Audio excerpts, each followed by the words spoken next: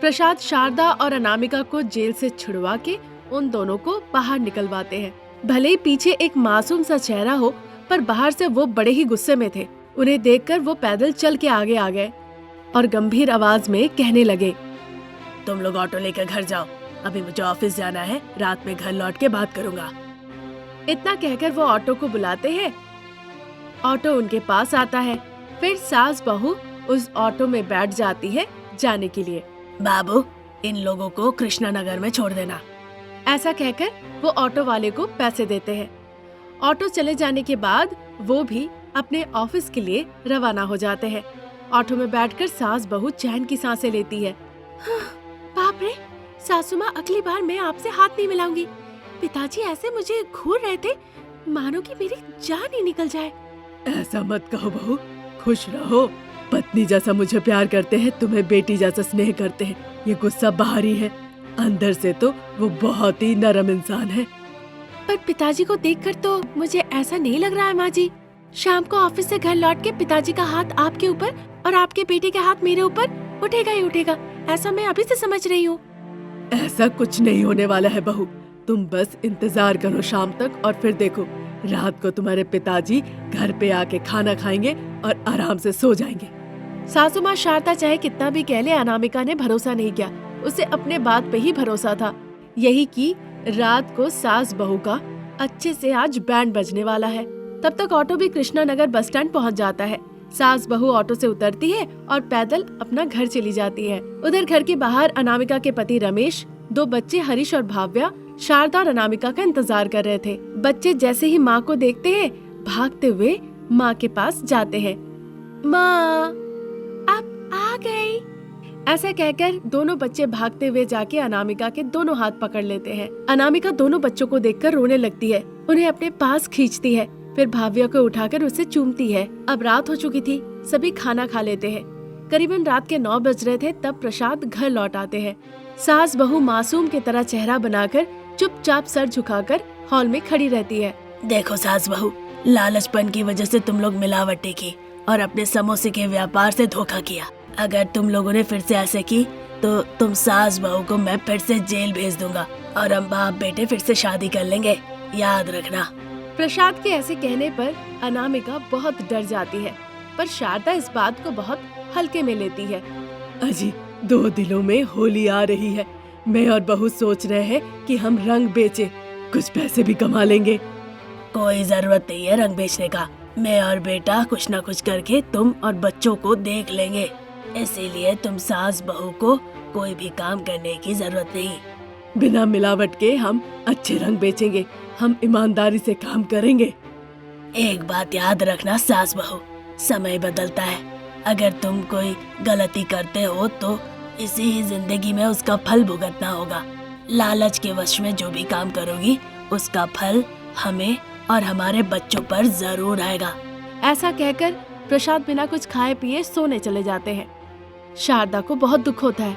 थोड़ी देर बाद शारदा एक प्लेट में चावल दाल लेके प्रसाद के पास जाकर विनती करती है और उन्हें वो खाना खाने के लिए कहती है। फिर दोनों शांति से सो जाते हैं। 2 दिनों के बाद लालची सास बहू होली के त्योहार के लिए बिल्कुल तैयार हो गई। उस परिस्थिति में दोनों अलग अलग रंग ले आती है, अलग अलग रसायन ले आती है और दोनों को मिला के रख देती है। कल इन सबको ठेले में रख के अगर बेचे तो अच्छा रहेगा। लेकिन सासू माँ, लालच में आके अगर हम ये केमिकल वाला रंग बेचे ना और बाप बेटे को पता चल गया ना, हाय भगवान, मुझे तो बहुत डर लग रहा है। ऐसा कुछ नहीं होने वाला है बहू, ये लालच वालच ये सब तो इस घर के लिए ही कर रहे हैं, है कि नहीं बोलो। वो बाप बेटा जितना कमाते हैं उन पैसे से तो हमारा ठीक से घर का खर्च भी नहीं चलता।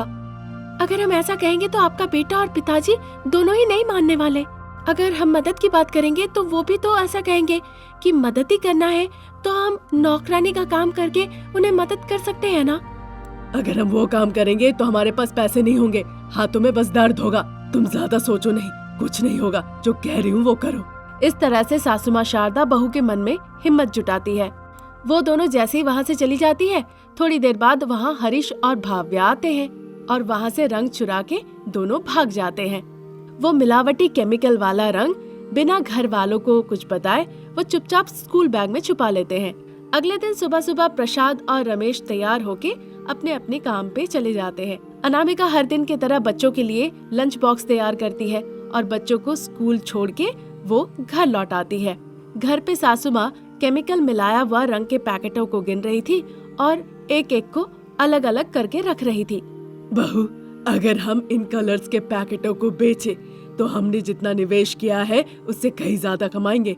बाप बेटा काम पे गए हैं, दोनों बच्चे स्कूल चले गए हैं, अब हम जाके आराम से रंगों का व्यापार कर सकते हैं। ऐसा कहकर सास बहू उन सभी रंगों के पैकेट को अपने ठेले पे रख देती है।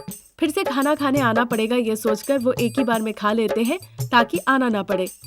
तब तक प्रसाद घर लौट आते हैं। उनके सर में दर्द हो रहा था। वो बिस्तर पे लेट के आराम करने लगते हैं। सास बहू उन्हें खबर देके बस अपना ठेला लेके निकलने ही वाले थे, तब तक हाथ पैर सर मुंह सब जल रहा है और दर्द हो रहा है। ऐसे शिकायत लेके हरीश और भाव्या रोते रोते घर लौट आती हैं। उन्हें देखकर सास बहू प्रसाद सब घबरा गए। जल्दी से उन्हें पास के अस्पताल में ले गए। वहाँ डॉक्टर साहब बच्चों की जाँच करके कहते हैं, रंगों में बहुत रसायन मिला हुआ था, इसीलिए बच्चों के साथ ऐसा हुआ। बच्चों का होली खेलना जरूरी है, पर किस चीज से खेल रहे हैं ये देखना भी बहुत जरूरी है। आप लोग को वो देखना चाहिए था। अब आप लोग बच्चों के साथ घर पे रहिए और उन्हें जो चाहिए वो दे दीजिए। डॉक्टर साहब दवाइयाँ लिख देते हैं। फिर थोड़ी देर बाद वो दवाइयाँ लेके ऑटो का आने का इंतजार करने लगते हैं। ऑटो आने पे वो बच्चों को साथ लेके घर लौट आते हैं। फिर प्रसाद घर पे बच्चों से बड़े प्यार से पूछते हैं। बच्चे भी सारा सच कह देते हैं। ये सुनकर बहू तो बहुत डर जाती है। फिर गुस्से से प्रसाद कहने लगते हैं, छी, तुम लोगों को मार के मैं अपना हाथ गंदा नहीं करना चाहता। तुम लोग बदलोगे नहीं। अच्छा हुआ कि हमारे बच्चे ही इन रंगों से खेले। तुम लोगों का पापों का फल बच्चों को मिला। देख लिया ना परिणाम। प्रसाद की ऐसी बातों पर लज्जित होकर सास बहू अपना सर झुका ली। अपने बनाए उन रंगों को उन्होंने सब नष्ट कर दिया और इस तरह सबक मिलने के बाद ही सास बहू आज्ञाकारी बनके अच्छे से रहने लगी। वैसे तो बोधि वृक्ष के नीचे भगवान बुद्ध को ज्ञान की प्राप्ति हुई थी, लेकिन एक गांव में बरगद पेड़ के नीचे बैठकर सास शारदा और बहू अनामिका को किसी और चीज की ही ज्ञान प्राप्ति हुई। उन्हें नकली हीरो का व्यापार की परिकल्पना सूझी। बड़े ही आसानी से पैसे कमाने का उन्होंने ये अनोखा तरीका ढूंढ निकाला है। ये सोचकर ही दोनों बहुत खुश हो गई। अरे वाह बहू, वाकई ये हमारी जिंदगी को बदल देने वाली परिकल्पना है। बिना देर किए हुए हमें इस परिकल्पना पे अमल करना चाहिए। सिर्फ इतना ही नहीं, उस बाप बेटे को दिखा देना है कि हम सास बहू भी कमाने की क्षमता रखते हैं। लेकिन सासू माँ, हम नकली हीरो का व्यापार करने जा रहे हैं। थोड़ी भी भूल चूक हुई तो हमें जेल के पीछे जाने में देर नहीं लगेगी। ऐसी परिस्थिति भी आ सकती है, याद रखिएगा। मैं ऐसा कभी नहीं होने दूंगी बहू। कुछ दिन तक हम नकली हीरे बेचेंगे, फिर हम अपना बोर्ड ही बदल देंगे। फिर किसी को पता नहीं चलेगा हम कौन है, कहाँ पे रहते हैं। हम तक कोई नहीं पहुँच पाएगा और ऐसे हम तक कोई नहीं पहुँच पाएगा। सासू माँ, अच्छा है कि हम इस बरगद के पेड़ के नीचे आए। यहीं पे बैठ के हमें तरकीब मिली। अब हमें अच्छे से सोचना पड़ेगा कि हम लोगों को कैसे बेवकूफ बना के हीरे बेचे। हाँ बहू, तुमने बिल्कुल सही कहा है। अब तुम देखो मैं कैसे क्या क्या करती हूँ। सास बहू ऐसे पैसे कमाएंगी जिसे देखकर बाप बेटे को शौक लगेगा, बिल्कुल करंट शॉक की तरह। चलो अब ज्यादा देर यहाँ रुकना ठीक नहीं। बहू को ऐसा कहने के बाद शारदा बहू को साथ लेकर वहाँ से अपने घर लौट आती है। हम जब दुखी होते थे ये बाप बेटे हमें कितनी बात सुनाते थे। हाँ सासू माँ, अगर हम कोई बिस्किट खा लिए या फिर कोई 10 रुपए का आइसक्रीम या कोई फल तो कहने लगते थे पैसे कहीं पेड़ पे नहीं उगते। पैसे कमाओगे तब पैसों की कीमत समझ आएगी। घर बैठे रहोगी तो पैसों की कीमत क्या समझोगी। इस तरह पिताजी आपको और आपका बेटा मुझे कितनी बात कहते थे। बिल्कुल ठीक कहा बहू, अब उनकी बातें बर्दाश्त नहीं होती। हम गांव के अंत में बरगद पेड़ के नीचे जाके बैठे। जो ज्ञान हमें वहाँ मिला कहीं नहीं मिला। जब हम वहाँ गए थे कितने दुखी थे, पर आने से पहले नकली हीरो का व्यापार की परिकल्पना लेकर हम घर लौट आए। इस तरह बात करते करते शारदा और अनामिका अपना घर पहुँच गयी। शारदा जाके सोफे पे बैठ गई और टीवी देखने लगी और अनामिका सीधा किचन चली गई। बहुत सर दर्द हो रहा है, मुझे गर्मा गर्म स्ट्रॉन्ग चाय चाहिए। ऐसा सोचकर वो चाय बनाने लगती है। थोड़ी देर बाद गर्मा गर्म चाय बना के 2 कप में डाल के अनामिका सीधा उसे हॉल में ले आती है, सासू माँ को देती है, फिर सोफे पे बैठ के दोनों चाय पीने लगती है। जब शाम हो जाती है तो दोनों के पति प्रसाद और रमेश अपने अपने ऑफिस से लौट आते हैं और लौट के देखते हैं कि सास बहू दोनों आराम से सोफे पे बैठ के चाय पी रही है। ये देखकर प्रसाद को बड़ा गुस्सा आता है। ये क्या है शारदा? ये सुनते ही सास बहू हड़बड़ा के खड़ी हो जाती है और बड़ी बड़ी आंखें करके दोनों को देखने लगती है। शारदा, चाय तभी पीना चाहिए जब बहुत ज्यादा तुम्हारा सर दर्द हो या तुम दुखी हो। ऐसे रोज रोज पीना ठीक नहीं है। अगर दूध पीने का मन हो तो चावल धोकर पानी पी सकती हो। बहुत सर दर्द हो रहा था तभी चाय पी रहे थे। जिनका सर ही नहीं है उन्हें सर दर्द भी होता है। 1 लाख रुपए दे दो, फिर हम सास बहू से 1 करोड़ बना के वापस करेंगे। तुम करोड़पति हो जाओगे, फिर हम तुम्हें राजा की तरह बैठा बैठा के खिलाएंगे।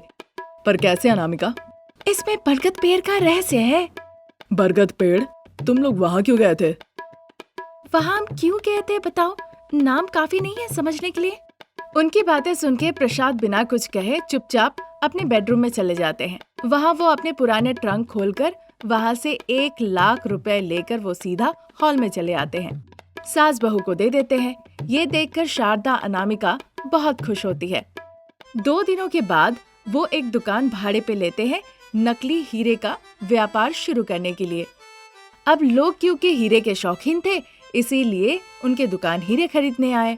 अब चूंकि बहुत ही चमकीले और आकर्षक थे इसीलिए कई लोग उन्हें खरीदते हैं। हीरे के ग्राहकों को देखकर ये जानबूझ के हीरे का भाव बढ़ा दिए और उनके सामने बड़े प्यार से घटा के उसे बेचने लगे। उन्होंने सभी से कहा कि अपने परिचितों को वहाँ पे जरूर ले आए। सभी ने उन्हें हाँ भी कहा। हीरे की तरह मोती भी उन्होंने कम भाव में देने लगे। इस वजह से उनका अच्छा खासा प्रचार भी हुआ। कई जगहों पे उन्होंने बैनर भी लगाया, दीवार पे पोस्टर भी चिपकाए गए। पर इसके बावजूद सास बहू हर एक छोटी छोटी चीज का बड़ा ख्याल रख रही थी ताकि लोगों को उन पर किसी भी तरह का कोई शक ना हो। इस तरह सास बहू का ये नकली व्यापार आसमान छूने लगा। हर दिन वो दोनों काफी देर तक रुकती थी और पैसों का बंडल बैग में लेकर घर लौट आती थी। वो प्रसाद और रमेश को पैसे दिखाती थी और उन्हीं को पैसे जमाने को कहती थी। पैसे देखकर बाप बेटा बहुत ही खुश होते थे, पर ये समझ नहीं पा रहे थे कि शारदा और अनामिका इतने पैसे कमा कहाँ से रही है। एक दिन दुकान पे श्रीलता और सुकन्या नाम की 2 धनी महिला आती है। वेलकम मैडम, यहाँ बैठिए। ऐसा कहने पे श्रीलता और सुकन्या वहाँ पे रखे चेयर पे बैठ जाती है। बताइए मैडम, आपको किस तरह के हीरे चाहिए? तुम्हारे दुकान में जो जो हीरे हैं हमें दिखाओ, जो हमें पसंद आएंगे हम ले लेंगे। ठीक है मैडम। ऐसा कह के अनामिका उन्हें तरह तरह के हीरे लाकर दिखाने लगती है। वो देख रही थी पर शारदा अनामिका उन्हें ही देख रही थी। उन्होंने कुछ हीरे के सेट पसंद किए, फिर पैसे देकर वो हीरे लेकर वहाँ से वो दोनों चली गई। इसी तरह दिन गुजर रहे थे। एक दिन सास बहू घर के ही मंदिर में भगवान से प्रार्थना कर रही थी। आरती करती है, नारियल फोड़ती है, फिर वो अपने हीरे के दुकान में आती है। हर दिन की तरह उस दिन भी उन्हें लगा कि आज भी वो अच्छा खासा पैसे कमाएंगी। तभी वहाँ पे पुलिस लेकर आम जनता सास बहू के नकली हीरे के दुकान पे आते हैं। पुलिस को देखते ही सास बहू बहुत डर जाती है। पुलिस के कुछ कहने से पहले ही शारदा अनामिका हाथ ऊपर करके खड़ी हो जाती है। सास बहू समझ जाती है कि पुलिस को पता चल गया है कि सास बहू का ये नकली हीरे का व्यापार है। नकली हीरे बेचने के जुर्म में हम तुम दोनों को अरेस्ट करते हैं। सास बहू के हाथों में हथकड़ी पहना देते हैं। जो लोग सास बहू के दुकान पे आए थे वो गुस्से से उन पे पत्थरबाजी करने लगते हैं, यहाँ तक कि उनकी धुनाई करने लगते हैं। पुलिस उन दोनों को पुलिस स्टेशन ले आती है। उन दोनों को वहाँ लॉकअप में बंद कर दिया जाता है। मैंने आपसे पहले ही कहा था सासू माँ, कभी भी ऐसी परिस्थिति हो सकती है। पर मुझे नहीं पता था वो दिन इतना जल्दी आ जाएगा। पुलिस के कुत्ते सूंघते हुए चोर को पकड़ ही लेते हैं। उनमें से कौन पुलिस का आदमी था मैं बस वही नहीं पहचान पाई। ठीक है सासू माँ, अब डर के कोई फायदा नहीं। हमने अच्छे पैसे कमा लिए हैं। आपके बेटे और पिताजी को मामला पता चल गया होगा, वो बेल के पेपर लेके आ ही रहे होंगे। जब वो चर्चा कर ही रही थी तभी प्रसाद और रमेश पुलिस स्टेशन पहुंच जाते हैं। सास बहू को जेल में देखकर कहा कि उन्होंने जो गलती की है उसकी सजा तो उन्हें भुगतनी पड़ेगी और इस तरह सास बहू को जेल हो जाती है।